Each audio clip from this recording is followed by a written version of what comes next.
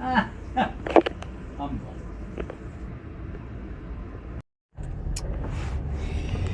guys, so you saw the video. Yesterday I had to take off of work because my wife had to have a colposcopy, which is basically them taking a sample out of her uterus to determine the lesions that they've basically seen there when they were looking at it. I want to give you a short story, and I think I've spoken about this in the video where I was talking about how I took my ex-employer to work. And what happened is that in 2020, while my wife was still pregnant with our second child, when she went in for a visit, we were going to Temple at the time. We didn't switch to Abington as yet. They had noticed some lesions inside her, uterus and stuff, and they were saying that, after the baby's born, you're gonna have to come back for your post birth visit, and we have to take out a chunk and see what's going on. After my son Kermani Jr. was born, and I had let my employer know that basically within 2 weeks we have to go back, for the visits and stuff like that. Postpartum, that's the word I was looking for. Postpartum visit. So when I let him know that we have to go back to the hospital for her postpartum visit, where they have to, check her for stuff and stuff like that, he was like, all right, yeah.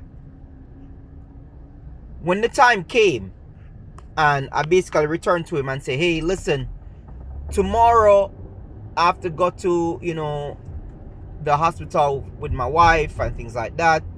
She has to have her postpartum visit, blah, blah, blah, blah, blah.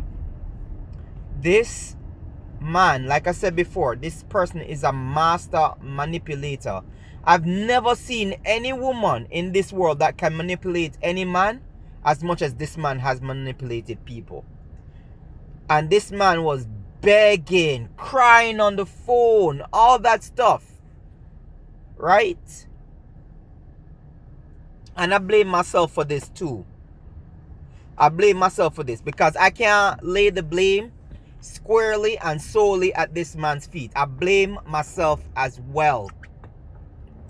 Right? And the reason why I blame myself is that I should have stood up instead of putting my wife on the back burner, knowing how supportive my wife has always been of my career and job as a gymnastics coach.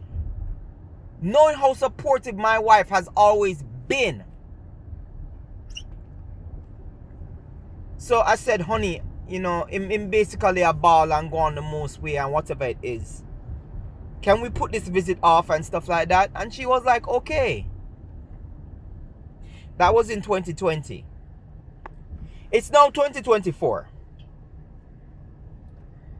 Do you understand what has taken place? Those lesions that they had seen before has spread. And now they're basically going to be checking my wife to see if, this has spread and may turn into cervical cancer. Do you understand why I'm blaming myself right now? That I did not take a stand as a man. I was a coward. I was a fool.